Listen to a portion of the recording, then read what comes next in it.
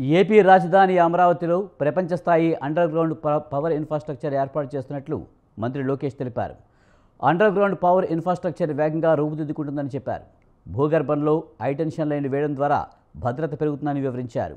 భవిష్యత్ అవసరాలను దృష్టిలో ఉంచుకుని అమరావతిని నిర్మిస్తున్నట్లు చెప్పారు. అత్యాధునిక మౌలిక వసతుల నగరంగా అమరావతి ఎదుగుతుందన్నారు.